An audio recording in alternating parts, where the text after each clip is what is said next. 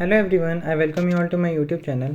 सो आज की वीडियो में CGL फुल मॉक जो टेक्स्ट बुक पे आते हैं वो वाले टेस्ट, उनका एक मैंने टेस्ट दिया था और उसके ही 4 अच्छे मैथ्स के क्वेश्चन इस वीडियो में करने वाले हैं।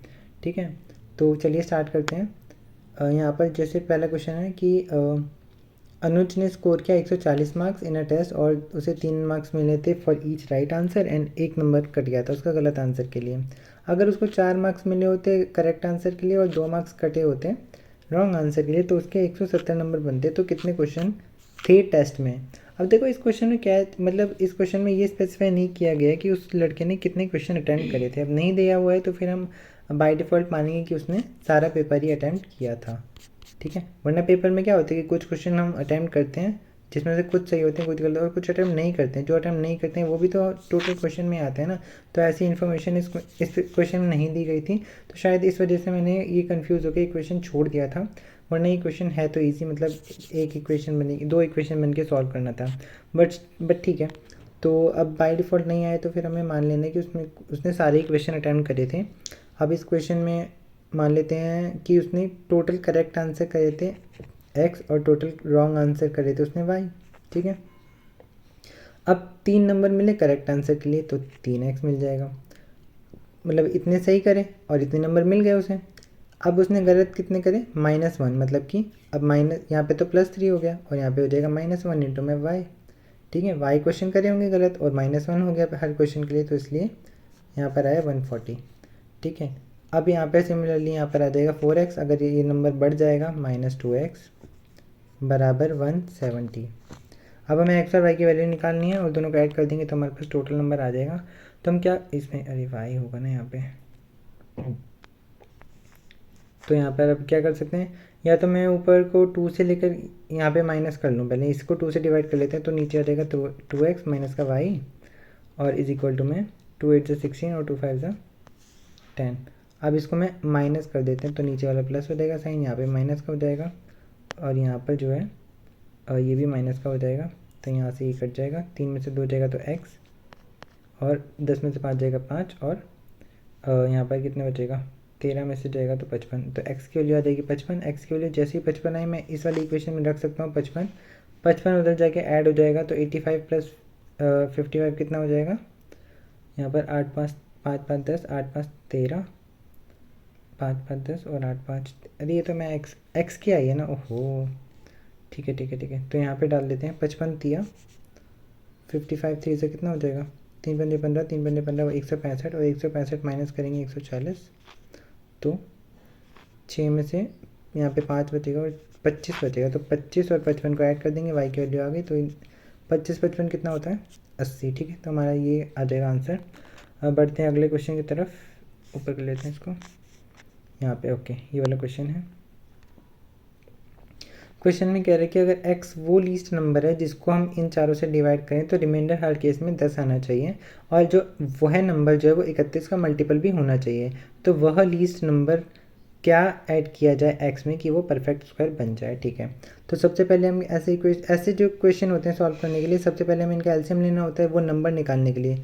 तो 15 यहाँ पर निकालने की कोशिश करते हैं ऐसे। एक सेकेंड, अब मैं 15 को कैसे लिख सकता हूँ, 3 इंटू 5 लिख दूँ और यहाँ पर 18 को क्या लिख सकते हैं, 9 इंटू 2 यानी 3 का स्क्वायर इंटू में 2 और 5 इंटू में 4 यानी कि 2 का स्क्वायर इंटू में 5 और जो बचा हुआ है 27 उसको मैं 3 का क्यूब लिख दूंगा। अब हमें मैक्सिमम पावर लेनी होती है एलसीएम के लिए, तो 3 का क्यूब हो जाएगा, 2 का स्क्वायर हो जाएगा और 5 हो जाएगा। तो ये 3 का क्यूब यहाँ पे 27 हो गया और 5 चौके 20 हो गया, 27 दूनी 27 इंटू 20 540। तो वह छोटे से वो एलसीएम तो इनका आ गया 540। अगर मैं सिर्फ इतना पूछता कि रिमाइंडर हर केस में 10 आए तो फिर हम क्या करते, इस एलसीएम में मतलब के टाइम्स होगा ये नंबर और उसमें 10 ऐड कर देंगे तो वैसे छोटा से छोटा नंबर आ जाएगा। लेकिन अब ये बोल रहा है कि यह जो नंबर आया ना, ये वाला नंबर वो 31 का मल्टीपल भी होना चाहिए। लेकिन ये तो 31 का मल्टीपल नहीं है, क्यों? क्योंकि ना 10 कटता है 31 से, ना ही 540 कटेगा, तो हमें वो नंबर लाना पड़ेगा। तो एक सेकंड में से यहाँ पे रब कर देता हूँ। वह नंबर क्या आया हमारा, छोटे से छोटा नंबर अभी आया 540 के प्लस 10। ठीक है, अब हमें इसको 31 का मल्टीपल बनाना है इस नंबर को। क्या कर सकते हैं, मैं 31 को 54 540 से एक बार डिवाइड कर लेता हूँ कि कितना अप्रॉक्सीमेटली जा रहा है। तो 31 1 जा 31 आ जाएगा, यहाँ पे 4 में से 1 जाएगा 3, 5 में से 3 जाएगा 2 और 230 आ जाएगा। और यहाँ पर कितनी बार में जाएगा, 723 है ना, तो 7 एकम 7 7 21, तो 217 और बचेगा कितना, यहाँ पे 13 बच जाएगा। ठीक है, तो ऑलमोस्ट 730 इसमें जा रहा है 17 बार पे, तो 17 से मल्टीप्लाई करेंगे तो हम इसमें कितना आंसर आएगा, यहाँ पे आएगा 5 माइनस 13 भी कर सकते हैं, तो 527 के आएगा।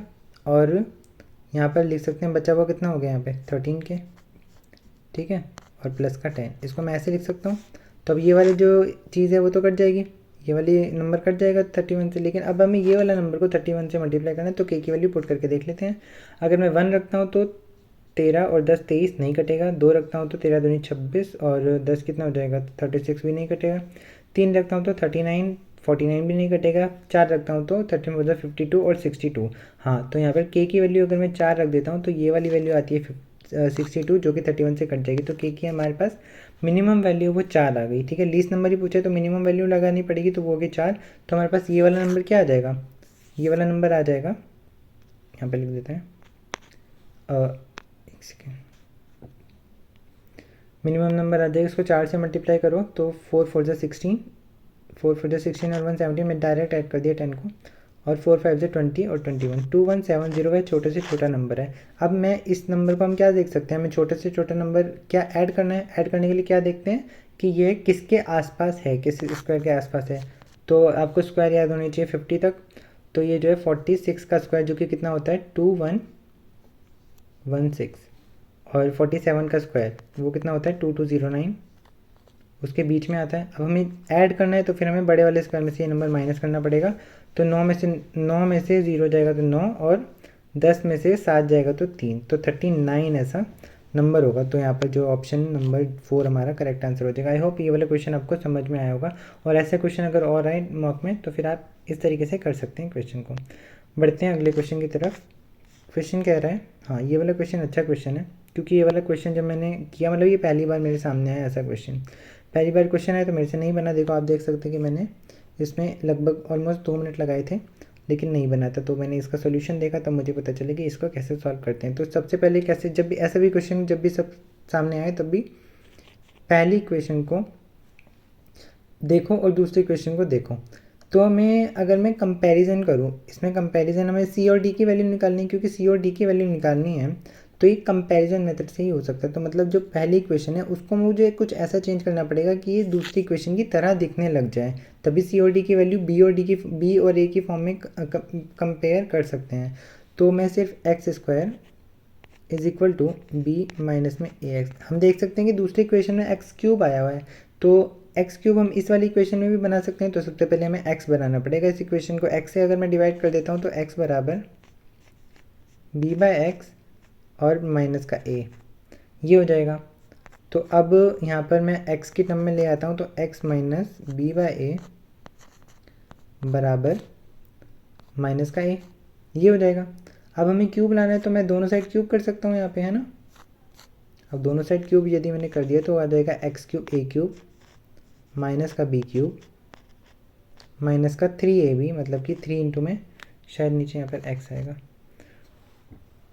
तो 3ab मतलब कि यहाँ पे x से x कट जाएगा तो 3b बचेगा, और बाद में ab यानी कि ये वाली मतलब a माइनस बी, तो ये वाली पूरी टर्म आ जाएगी। अब ये वाली पूरी टर्म यहाँ पर आएगी, इसकी जगह मैं वापस से माइनस ए लिख सकता हूँ क्योंकि हमने यहाँ पे निकाल लिया था वैल्यू, तो इसलिए मैं यहाँ पर माइनस ए लिख देता हूँ इसकी जगह। ठीक है, और ये बराबर हो जाएगा माइनस ए का क्यूब, यानी कि माइनस ए का क्यूब तो 1 का क्यूब यही होएगा।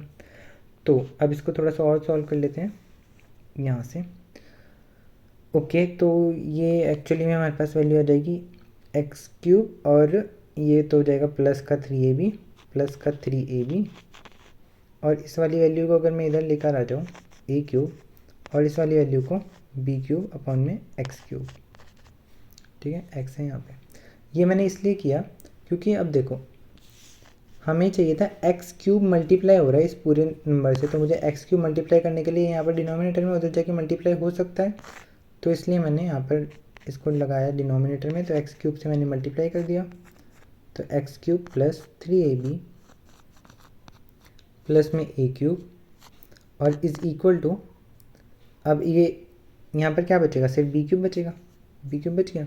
अब हमारे पास एक इक्वेशन आ गई है किस फॉर्म में, सेकेंड इक्वेशन की फॉर्म में। सेकेंड इक्वेशन क्या दे रखी है, x cube plus c is equal to d. ठीक है, अब यहाँ से कंपैरिजन कर सकते हैं, तो सी की वैल्यू कितनी हो जाएगी, सी की वैल्यू हो जाएगी ये, और डी की वैल्यू क्या हो जाएगी, डी की वैल्यू हो जाएगी ये। तो सी की वैल्यू है 3ab और ए क्यूब, तो यहाँ पर अब देखो कौन सा ऑप्शन मैच कर रहा है, सी की वैल्यू हो जाएगी 3ab प्लस में ए क्यूब और डी की वैल्यू हो जाएगी बी क्यूब। ठीक है, तो आई होप ये वाला क्वेश्चन आपको समझ में आया होगा, और ऐसे और भी क्वेश्चन अगर आ गए हैं तो आप इस मेथड से कर सकते हैं। अब ये वाला क्वेश्चन करते हैं, नेक्स्ट क्वेश्चन ये वाला भी क्वेश्चन है जो मेरे सामने सबसे पहले आया था, मतलब मेरे सामने पहली बार आया ये वाला क्वेश्चन। सो फिर अगेन मेरे से नहीं हुआ, 7 सेकंड में मैंने स्किप कर दिया, तो फिर जब इसका सोल्यूशन देखा तब पता चला, तो ये कॉम्पोनेंडो और डिविडेंडो से क्वेश्चन सॉल्व हो रहा था। पहले मैं कॉम्पोनेंडो डिविडेंडो क्या होता है बता देता हूँ। देखो वो क्या होता है, जब हमारे पास दो फ्रैक्शन दिए होते हैं लाइक a/b और वो बराबर है c/d के।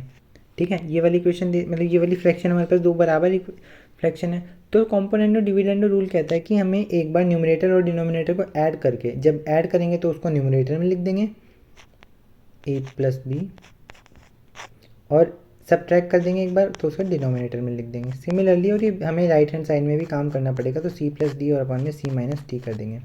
तो ये वाला मेथड हमें यह बोलता है। तो यहाँ से भी हम ये यहाँ जा सकते हैं, क्योंकि ये भी तो एक फ्रैक्शन ही है। अब सेम काम करेंगे, a प्लस बी और a माइनस बी को एक बार ऐड करेंगे तो b से b कट जाएगा, ऊपर 2a आएगा।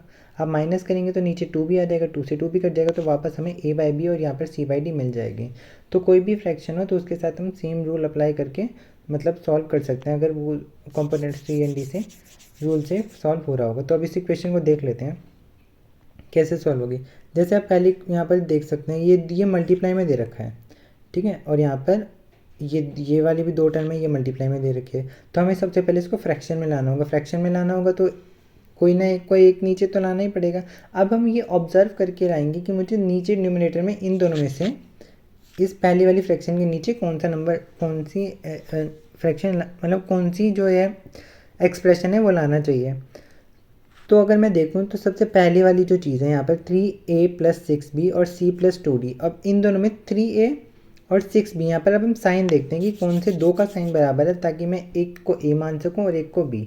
तो इसलिए अगर मैं पहला इक्वेशन लिख देता हूँ 3a plus 6b plus c और प्लस 2d, ठीक है, ये मैंने लिख दिया। अब इसके नीचे 3a माइनस 6b और प्लस सी और minus 2d, 3a plus 6c, ठीक है। तो यहाँ पर जैसे मैं सेकेंड इक्वेशन को देख पा रहा हूँ, तो वहाँ पे c प्लस 2d भी आ रहा है और 3a प्लस 6b भी आ रहा है, 3a प्लस 6b, और अगर मैं माइनस कॉमन ले लेता हूँ, यहाँ पर इसको मैं ब्रैकेट में लगा देता हूँ, माइनस कॉमन ले लूँगा तो यहाँ पर भी c प्लस 2d आ जाएगा, है ना, आ जाएगा। तो हमारे पास ये एक a वाली a टर्म हो गई, एक ये b टर्म हो गई, ये a टर्म हो गई, ये b टर्म हो गई, ठीक है। अब सिमिलरली जो बची हुई टर्म है उसको हम यहाँ पे लिख देते हैं, वो क्या है 3a minus 6c, 3a minus 6b minus c और प्लस का 2d, ठीक है। और यहाँ पर जाएंगे, बचा हुआ कौन सा है यहाँ पे बच रहा है 3a minus 6b, 3a minus का 6b माइनस का 6b और प्लस का c माइनस का 2d, प्लस का c माइनस का 2d। अब हम यहाँ पे a और b को क्या ले सकते हैं, देखो 3a और c, यहाँ पर दो साइन कौन कौन से बराबर हो रहे हैं, ओके ओके ओके। अगर मैं यहाँ पर माइनस साइन ले करके यहाँ पर माइनस रख लूँ, है ना, तो ये भी सॉल्व हो जाएगा, 3a minus 6b, 3a minus 6b और प्लस का ये हो जाएगा, ठीक है। तो हमारे पास भी यहाँ पर दो इक्वेशन आ गई, मतलब दो फ्रैक्शन आ गए। अब सिमिलरली कॉम्पोनेंट और डिविडेंड लगाएंगे और इसको सॉल्व करके आंसर ले आएंगे, ठीक है। एक तो हमारे पास ये वाली इक्वेशन हो जाएगी। अगर आपको ये वाला मेथड आता है तो आप यहाँ से कर देते, तो एक बार मैं ऐड कर देता हूँ, पहले मैं इस मेथड से कर देता हूँ, फिर एक और मेथड बताता हूँ, ठीक है। थोड़ा सा लेंदी पड़ेगा लेकिन उससे क्वेश्चन हो जाएगा। इसको सॉल्व कर लेते हैं पहले। अब इसको ऐड करेंगे। अब मैं ऐड करता हूँ न्यूमरेटर प्लस डिनोमिनेटर को, तो ये सी वाला टर्म कैंसिल हो जाएगा, बचेगा सिर्फ ये वाला टर्म। तो 2 इंटू 3 भी मैं कॉमन ले सकता हूँ, 3 भी कॉमन ले लेता हूँ, तो ऊपर बचेगा a प्लस 2b, और नीचे जो है, नीचे क्या बचेगा, नीचे मैं 2 कॉमन ले करके, अब ये वाला माइनस हो जाएगा, ये वाला बचेगा, तो 2 times of c plus 2d, 2 times of c plus 2d बचेगा। तो यहाँ 2 से 2 कैंसिल हो जाएगा। और सिमिलरली अब यहाँ पर मैं एक बार ऐड करता हूँ, ऐड करके ऊपर लिख लो और सब्ट्रैक्ट करके नीचे लिख लो। अब मैंने ऐड किया तो ये प्लस वाला पार्ट मतलब ये सी वाला पार्ट कैंसिल हो जाएगा और ये ही ऐड होएगा, तो 2 इंटू में 3a माइनस का 6b, और नीचे क्या बचेगा, 2 इंटू में c माइनस 2d। ठीक है, वैसे ये 3 लेने की यहाँ पर ज़रूरत थी नहीं वैसे, है ना। तो अब हमारे पास एक और फ्रैक्शन आ गई है। अब इसमें भी हम कॉम्पोनेंट और डिविडेंड लगा सकते हैं, ताकि हमारे पास ए और ए बी और सी और डी में जो है एक रिलेशन आ जाए, जिससे हम अपना आंसर निकाल सकें। तो अब इसको और लगा लेते हैं एक बार। तो क्या करूँ, एक बार मैं ऐड कर दूँ। ऐड अगर मैंने कर दिया, और ऐड करने के लिए पहले ए और बी साथ में आना चाहिए, तो यहाँ पर मैं पहले 3a प्लस 6b, अब ये वाला टर्म नीचे ले आता हूँ इसके, 3a minus 6b is equal to c plus 2d और c माइनस का 2d। ठीक है, अब इसको सॉल्व करेंगे तो यहाँ पर भी, क्योंकि ये सेम सेम है, तो यहाँ पर भी a बाई बी आएगा और यहाँ पर भी c बाई डी ही आएगा। ठीक है, तो यहाँ पे हम देख सकते हैं कि AD बराबर BC करके हमारे पास एक इक्वेशन, एक रिलेशन आ गया है, और जो भी AD बराबर BC ऑप्शन नंबर C इसका करेक्ट आंसर भी है। ठीक है, तो ये थोड़ा सा मेथड लेंदी लग सकता है जिसको ने अगर ये पहली बार देखा होगा CND से कैसे सॉल्व करते हैं, वरना ये वाला मेथड ठीक है, ईजी है। अब जैसे कि मुझे नहीं आ रहा था ये क्वेश्चन कैसे करता, अगर थोड़ा सा टाइम मेरे पास बचता तो मैं इसे ट्राई ज़रूर करता, मैंने बाद में किया भी। तो हम इसको ऑप्शन से भी कर सकते हैं। ऑप्शन से कैसे करेंगे, अब हमारे पास 4 ऑप्शन दिए हुए हैं। अब 4 ऑप्शन में हम क्या कर सकते हैं, हमारे पास एक रिलेशन दे रखा था जो कि ये है, ये हमारे पास रिलेशन दे रखा था। अब क्योंकि यहाँ पर मैं देख पा रहा हूँ कि दोनों मल्टीप्लिकेशन, दोनों प्रोडक्ट फॉर्म में दे रखे हैं, तो मैं 2 ऐसे नंबर लूँ जिनका प्रोडक्ट तो सेम हो लेकिन वो 2 नंबर अलग हों। तो यहाँ पर सबसे छोटे से छोटा, सबसे छोटा कॉम्पोजिट नंबर क्या होता है, सबसे छोटा कॉम्पोजिट नंबर वैसे कहने को तो 4 बोल सकते हैं आप, है ना, क्योंकि 1 इंटू 2 इंटू 2 होता है। लेकिन अगर मैं 1 इंटू 2 इंटू 2 लेता हूँ तो हमारे पास कितने कॉम्बिनेशन बनेंगे, 1 और 2 के, और 1 और 2 के ही कॉम्बिनेशन बनेंगे। तो फिर हमारे पास ए और मतलब 2 नंबर सेम हो जाएंगे, तो फिर उससे हमारे पास आंसर मतलब मैच हो जाएंगे, 2 ऑप्शन मैच हो सकते हैं। ठीक है, उस मेथड से तो हमारे पास सारे नंबर अलग लेने पड़ेंगे। तो हम क्या ले सकते हैं, फिर सबसे छोटा नंबर हो जाएगा 6, क्योंकि इसके जो फैक्टर होंगे 1 2 3 और 6 हो जाएगा। अब तो हम यहाँ पे 2 पेयर क्या बना सकते हैं, 1 6 और 2 3 का बना सकते हैं। तो मैं अगर मैं पहला ऑप्शन लूँ तो AB बराबर CD, यहाँ पर मैं 6 इंटू 1 ले सकता हूँ और फिर 2 इंटू में 3 ले सकता हूँ। ठीक है, यहाँ पे 6 इंटू में 1 ले लिया, 2 इंटू में 3 ले लिया, मेरे पास A की वैल्यू आ गई, B की वैल्यू आ गई, C की वैल्यू आ गई, D की वैल्यू आ गई। अब मैं एक एक करके यहाँ पर पुट करते जाऊँगा, पुट करो, और फिर यहाँ पर जो मैच हो जाए LHS RHS वो ऑप्शन हो जाएगा। ठीक है, अब एक ऑप्शन में करके देख लेता हूँ, बाकी आप चेक कर सकते हैं। ठीक है, तो भी आंसर आपका यही आएगा। आप कहेंगे कि भाई ये एक एक ऑप्शन मैच करने लग गए तो फिर मतलब सारा टाइम इसी में निकल जाएगा। हाँ, ऑब्वियसली निकल जाएगा, ये टाइम टेकिंग क्वेश्चन था। पहली बार आता तो टाइम टेकिंग, अगर आपके पास 2 मिनट के आसपास बच रहे हैं तभी आप 2 मिनट में इस क्वेश्चन को कर सकते हैं। 2 मिनट में इस क्वेश्चन को किया जा सकता है इस ऑप्शन वाली मेथड से। अब वो लगभग 1.5 मिनट भी अगर आप मतलब कॉपी पेन से करेंगे तब भी आपको फर्स्ट मेथड तो लगेगा ही, है ना। तो फिर आप देख सकते हैं बाकी, लेकिन ये मेथड इसमें अप्लाई हो सकता है ऑप्शन से। तो एक बार कर लेते हैं इसको। जैसे मैंने A की वैल्यू 6 रखी, तो 6 थी, यहाँ पर 18 हो गया, और B की वैल्यू 1 है, तो 18 और 6 कितना हो गया, 22 हो गया। 18 और 6 22, अच्छा 14 होता है, 24। 18 और 6 24, और यहाँ पर C की वैल्यू 2 हो गई, 24 25 26, 26 और 6 कितना हो जाएगा, 26 और 6 हो जाएगा आपका 32। और यहाँ पे देख लेते हैं 3A यानी कि 18, 18 में से यहाँ पे क्या हो जाएगा, 18 में से माइनस करेंगे 6, कितना आ जाएगा, 18 में से माइनस करेंगे 6 तो आ जाएगा 12, 12 में से माइनस करेंगे तो कितना आ जाएगा 10, और 10 में 6 ऐड करेंगे तो यहाँ पे आ जाएगा 16। ठीक है, ये पहली वाली मतलब ये फर्स्ट से प्रोडक्ट आ गया। अब ये हो जाएगा 18, 18 माइनस 6 और प्लस करेंगे 2 माइनस 6, 2 माइनस 6 कितना हो जाएगा, 2 माइनस का 6, तो 18 और 2 कितना हो जाएगा 20, 20 माइनस 12 कितना हो जाएगा 8, एक तो 8 आ गया है। और यहाँ पर जो है 3 है यानी कि 18 प्लस में 6 24, 24 माइनस का 2 और माइनस का 6, माइनस का 8 हो गया, तो माइनस का 2 और 18 में से 2 जाएगा तो यहाँ पर 16 बचेगा। 8 6 48 और 6 2 12, यूनिट डिजिट से भी देख सकते हैं कि ये प्रोडक्ट बराबर नहीं आ रहा है, तो फिर पहला ऑप्शन गलत हो जाएगा। सिमिलरली आप और भी ऑप्शन चेक करेंगे तो ऑप्शन नंबर सी में ही आपको करेक्ट आंसर देखने को मिलेगा, तो आप ट्राई कर सकते हैं बाद में। आई होप ये क्वेश्चन आपको समझ में आएंगे, ये चारों क्वेश्चन आपको अच्छे लगे होंगे और आपको ये वीडियो भी अच्छी लगी होगी। और अगर आपको ऐसा लगा है तो आप वीडियो को लाइक कर सकते हैं, मेरे चैनल को सब्सक्राइब कर सकते हैं और CGL मेंस की तैयारी करते रहिए, ठीक है। CGL मेंस की तैयारी करते रहिए। ऑल द वेरी बेस्ट, ठीक है।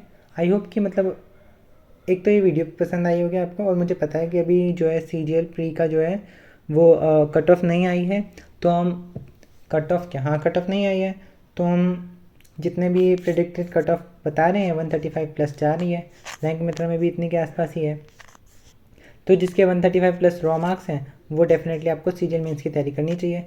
अब CGL मेंस की तैयारी आप कर रहे हैं तो करिए, ज़्यादा आप कट ऑफ के ऊपर नहीं भागिए अब, क्योंकि टाइम कम बचा है। मतलब जो चेयरमैन है उन्होंने भी आगे कह दिया है दिसंबर तक आपको रिजल्ट पता चल जाएगा और जनवरी में आपको फिर मेंस देने के लिए बुला जाएगा, तो टाइम कम बचेगा, तो इसलिए आपको अभी से तैयारी करते रहने चाहिए। अब आप क्योंकि प्री क्लियर कर चुके हैं तो आपका बेसिक क्लियर है, तो बस आपको प्रैक्टिस की ज़रूरत है। तो आप प्रैक्टिस, अगर आप प्रैक्टिस कहाँ से कर सकते हैं, या तो किसी की शीट से आप, या तो कोई शीट से आप प्रैक्टिस कर सकते हैं मैथ्स में, नहीं तो mock test is the best, ठीक है। Mocks are the best source for the practice, चाहे वो मेंस हो चाहे कोई भी एग्जाम हो, मॉक सबसे बढ़िया रहता है। एक बार आपका सिलेबस ऑलमोस्ट 70-80% अगर सिलेबस हो जाता है तब आप सिर्फ मॉक्स देकर भी आपको अपनी जो प्रिपरेशन है वो उसको बूस्ट कर सकते हैं, ठीक है। तो ठीक है, आप ये मॉक्स दे सकते हैं। वीकली लाइव मॉक आता है ऑली बोर्ड पर भी, और टेक्स्ट बुक पे भी लाइव मॉक रहता है। किसी एक का सब्सक्रिप्शन ले लीजिए, मैं कहूँगा कि आप टेक्स्ट बुक का ले लीजिए, क्योंकि एक टेक्स्ट बुक के सब्सक्रिप्शन में आपको सारे स्टेट के एग्जाम मिल जाता है, इनका अलग अलग सब्सक्रिप्शन रहता है। ऑली बोर्ड का देखा जाए तो सिर्फ वीकली लाइव मॉक, अगर एक हफ्ते में एक मॉक आता है, ये 2 मॉक आते हैं, तो फिर आप उसको भी करके उनको एनालाइज कर सकते हैं, बस आपको देखने की क्वेश्चन कैसे आ रहे हैं, ठीक है। तो इसलिए मिलते हैं आपसे अगली वीडियो में, ठीक है। So till then keep studying, all the very best.